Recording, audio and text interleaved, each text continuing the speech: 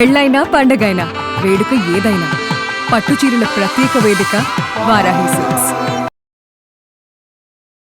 Suman TV ప్రేక్షకులకు నమస్కారం. July 5 నుంచి 15వ తారీఖు వరకు కర్కాటక రాశి వారికి ఎలా ఉండబోతుంది ఈ వివరణ తెలియజేయడానికి ప్రస్తుతం మనతో పాటు ఉన్నారు సంకల్ప మందిర్ నిర్వాహకులు, ప్రముఖ జ్యోతిష్యులు బ్రహ్మశ్రీ నందిభట్ల శ్రీహరి శర్మ గురుగారు. వారితో మాట్లాడదాం. గురుగారు నమస్కారం. గురుగారు, వాగర్థ వివ సంపృక్తౌ వాగర్థ ప్రతిపత్తయే జగతః పితరౌ వందే పార్వతీ పరమేశ్వరౌ ఆదిత్యాయ చ సోమాయ మంగళాయ బుధాయ చ గురు శుక్ర శనిభ్యశ్చ రాహవే కేతవే నమః. శృంగేరి జగద్గురు పీఠాధిపతులకి, కంచి పీఠాధిపతులకి నమస్కారములు తెలియజేసుకుంటూ కార్యక్రమాన్ని ప్రారంభిద్దాం. గురుగారు, మరి ఎలా ఉండబోతుంది జూలై 5 నుంచి 15వ తారీఖు వరకు? ఏంటి ఆర్థిక పరంగా, మానసిక శాంతి పరంగా, గ్రహాల పరంగా? కర్కాటక రాశిలో జన్మించినటువంటి వారికి ప్రధానంగా గురువు రాశిలోనే స్థితి పొంది ఉండడం ఇది సాధారణమైనటువంటి ఫలితాలని ఇస్తుంది. అంటే ఇక్కడ ఏం జరుగుతుందంటేనమ్మా, ఒకటి గురుతత్వాన్ని మనకు శాస్త్రంలో ఏం చెప్పబడి ఉంది, అశుభ ఫలితాలు అని చెప్పబడింది. రాశిలో ఉండడం వల్ల ఎలా అశుభమవుతుంది? గురువు అంటే నవగ్రహాల్లో అత్యంత శుభకరుడు.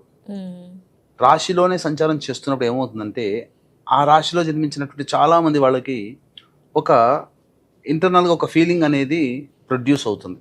అంటే నేను గొప్ప, నా అంతటి వాడు లేడు, నాకు అందరూ వచ్చి నాకు వినమ్రత చూపించాలి, నా ముందు చాలా చేతులు కట్టుకొని ఉండాలి, నా మాటకి కట్టుబడి ఉండాలి, నేను చెప్పిందే శాస్త్రం అన్నట్టుగా ఉంటారు. అంటే మేనేజ్మెంట్లో నేను హయ్యర్ స్టేజ్లో ఉన్నాను అనే ఆలోచనలతో ఉంటుంటారు. కానీ వాస్తవ ప్రపంచం అలా ఉండదు కదా. మనం ఏది ఇస్తే అది మన కంటికి కనబడుతుంది. మనం ప్రేమను పంచితే వాళ్ళు ప్రేమను పంచుతారు. అలాగే ఇక్కడ ప్రధానంగా ఈ యొక్క రాశిలో జన్మించినటువంటి వాళ్ళు జ్ఞానాన్ని పంచే ప్రయత్నంలో ఉండాలి. ఇప్పుడు ప్రస్తుత కాలానికి, ఎప్పుడు కాదు, ప్రస్తుత సమయానికి. కాబట్టి ఏది కావాలో మనం కావాల్సింది చెప్పి మనం చేయించుకోవాలి. అంతే తప్ప మన మనసులో ఒకటి ఊహించుకొని మనకు అది జరగాలి అంటే మనం అనుకున్నట్టుగా జరగదు. ఇది గురువు ఇచ్చేటువంటి అశుభ ఫలితం. కానీ శుభ ఫలితం ఉన్నప్పుడు దాన్ని ఎలా మార్చుకోవచ్చు? మనం జ్ఞానాన్ని పంచుతూ మనం అందరితో మంచిగా ఉంటే తప్పకుండా మనం అన్ని విధాలుగా యోగదాయకంగా ఉంటామని చెప్పవచ్చు. శుక్రుడు చాలా బలంగా ఉన్నాడమ్మా. కుటుంబ స్థానంలో స్థితి పొంది ఉండి ఈ యొక్క కర్కాటక రాశిలో జన్మించినటువంటి వాళ్ళకి మంచి శుభ ఫలితాలు. వివాహం కావాల్సిన అబ్బాయిలకి, అమ్మాయిలకి వివాహ సంబంధాలు కుదురుతాయి. దంపతులు ప్రేమ, ఆప్యాయత, అనురాగంతో ఉంటారు. ప్రేమికుల మధ్య ప్రేమ మరింత బలోపేతమవుతుంది. ఏమైనా చిన్న సమస్యలు వచ్చినా తొలగిపోయే అవకాశాలు ఎక్కువగా ఉంటాయి. అయితే ప్రధానంగా ఈ రాశిలో జన్మించినటువంటి వాళ్ళకి రాహు అనుకూలంగా లేడు. శని సామాన్యమైన ఫలితాలు. కుజుడు చాలా యోగప్రదుడుగా ఉన్నాడు. అన్ని విధాలుగా ఏ ప్రయత్నం చేసినా ఆస్తి సంబంధమైనటువంటి, భూ సంబంధమైనటువంటి, కొత్త ఇల్లు కట్టుకోవాలనే ఆలోచన, ఇల్లు మారాలనే ఆలోచన, వీటన్నిటికీ కూడాను సహకరిస్తాడు. ఇంట్లో ఎలక్ట్రానిక్ గూడ్స్, పరికరాలు కొనడానికి సహకరిస్తాడు. ఆ విధంగా వాళ్ళు చేసుకోగలుగుతారు. కానీ రవి, బుధుల యొక్క సంచారం అనుకూలంగా లేదు. దీని ప్రభావం వల్ల ఉద్యోగస్తులకి, నిరుద్యోగస్తులకి కాస్త నిరాశ తప్పదు. కాబట్టి నిరుద్యోగస్తులకి చెప్పాల్సినటువంటిది ఏంటంటే, ఏదైనా జాబ్ వస్తే ఆ జాబ్లో కంటిన్యూ అవ్వండి. మనం ఆశించినంత జాబ్ రాలేదని నిరీక్షణ చెయ్యకూడదు. ఇక ఉద్యోగస్తులు కొత్త ఉద్యోగం కోసం ప్రయత్నం చేయడం కానీ, ప్రమోషన్స్ కోసం ప్రయత్నం చేయడం కానీ చేయకుండా ఉండి సర్దుకుపోయే తత్వంతో ఉండాలి. వీక్షించేటువంటి సుమన్ టీవీ ప్రేక్షకులు కూడా ప్రధానంగా ఒక అద్భుతమైనటువంటి విషయం అనేటువంటిది ఉందండి. జూలై 13వ తారీఖు రోజున మహాశైవాఖ్య యోగము అనేటువంటిది ఏర్పడబోతుంది. అంటే ఇది 100 మహాశివరాత్రులు కలిస్తే ఎంత పుణ్యఫలమో అంత ఒక్క జూలై 13వ తారీఖు రోజునే అంతటి శుభ ఫలితం అనేటువంటిది ఉంటుంది.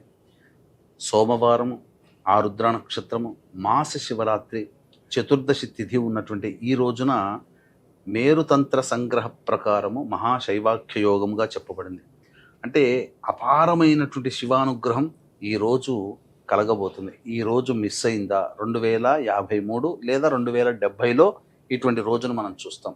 కాబట్టి ఈ అవకాశాన్ని అందరూ వినియోగించుకోండి. దగ్గరలోని శివాలయానికి చేరుకొని ఈశ్వరుడికి అర్చన, అభిషేకాదులు జరిపించుకోండి.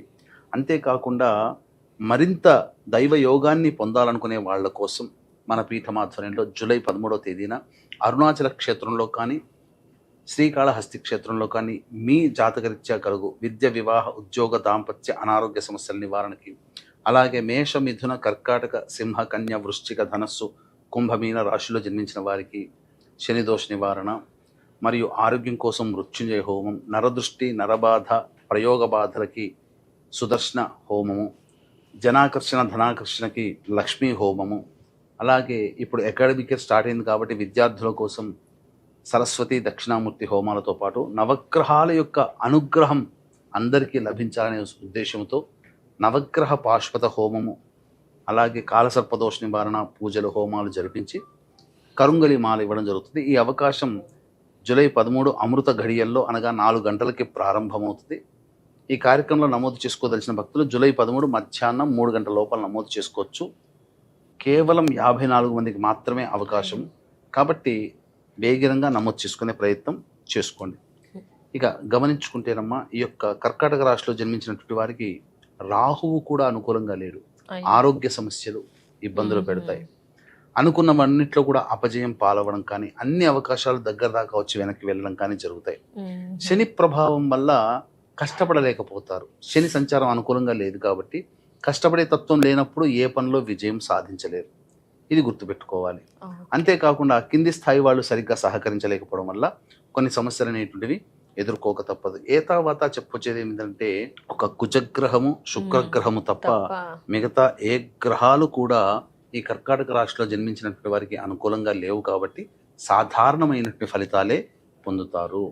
ఇక రోజువారీ కార్యక్రమాల్లో కనుక చూసుకున్నట్లయితే 5వ తారీఖు, 6వ తారీఖు ప్రధానంగా ఖర్చులు అధికంగా ఉంటాయి. అలాగే ఏ పని చేయాలన్న ఆసక్తి ఉండదు. ఒక జిగ్జాగ్ లాగా ఉంటుంది. అన్నిటికంటే మించి నిర్ణయం తీసుకోలేకపోతారు ఏ విషయంలోనైనా. అలాగే 7, 8 తారీఖుల్లో సంతాన మూలకంగా ఖర్చులు, సమస్యలు పెరుగుతాయి. విభేదాలు కూడా ఉంటాయి. ఆస్తి సంబంధమైనటువంటి విషయాలు చర్చకు వస్తాయి. దూర ప్రాంత ప్రయాణాలు జరిగే అవకాశాలు గోచరమవుతున్నాయి. ఇక 9, 10, 11, 12 ఈ తేదీలలో ఆశించిన మేర ధనాదాయం బాగుంటుంది. ఖర్చుకు మించిన ఆదాయం లభించడం ద్వారా అన్ని సమస్యల్ని పరిష్కరించుకోగలుగుతారు. విందులు, వినోదాలు కుటుంబ సభ్యులతో ఆనందంగా గడుపుతారని చెప్పవచ్చు. 13, 14 ఈ తేదీలలో ప్రధానంగా ట్యాక్సులు కట్టాల్సినటువంటి అవకాశం ఉంటుంది. ప్రభుత్వ పరంగా చలాన్లు కట్టడం కానీ, లేదా దూర ప్రాంత ప్రయాణాలు, అనవసరంగా ఖర్చులు పెరగడము, ప్రభుత్వ పరంగా లేదా ఉన్నత అధికారుల పరంగా కొన్ని ఇబ్బందికర పరిస్థితులు ఎదురయ్యే అవకాశం ఉంటుంది. 15వ తారీఖు రోజున మాత్రం ఎన్నో రోజుల నుంచి వేచి చూస్తున్న పెండింగ్లో ఉన్నటువంటి పనులని పూర్తి చేసుకుంటారు. సంతోషంగా గడుపుతారు. పాత మిత్రులను కలిసే అవకాశం గోచరం అవుతుందని చెప్పవచ్చు. ఏం పరిహారాలు మరి గురువు గారు కర్కాటక రాశి వారికి బాగా గట్టిగా చేయాలనుకుంటా పరిహారాలు? కర్కాటక రాశి వారు వీలు కుదిరినప్పుడల్లా నవగ్రహాల చుట్టూ శివాయ నమః అంటూ 27 ప్రదక్షిణలు చేయడం, అలాగే ప్రతిరోజు కాలభైరవాష్టక పారాయణం రోజుకు 3 సార్లు పఠించడం చేసుకుంటే చాలా మటుకు సమస్యల నుంచి బయటపడతారని చెప్పొచ్చు. ఎలాగో ఈ జూలై 13వ తేదీన మహాశైవాఖ్య యోగం ఉంది కాబట్టి అసలు ఇంతకుముందు కలిగినటువంటి దోషాల నివారణ, భవిష్యత్తులో అసలు దోషాలు అనేటువంటివి లేకుండా శివానుగ్రహం కలగడే ఉద్దేశంతో దగ్గరలోని శివాలయంలో అభిషేకం, అర్చన జరిపించుకోండి. లేదు మన పీఠమాధ్వర్యంలో అరుణాచలంలో కానీ, శ్రీకాళహస్తిలో కానీ జరిగే కార్యక్రమాల్లో గోత్రనామాదులు నమోదు చేసుకోవచ్చు. తప్పకుండా. ధన్యవాదాలు గురువు గారు. నమస్కారం. సర్వం శ్రీ ఉమామహేశ్వర పరబ్రహ్మార్పణమస్తు.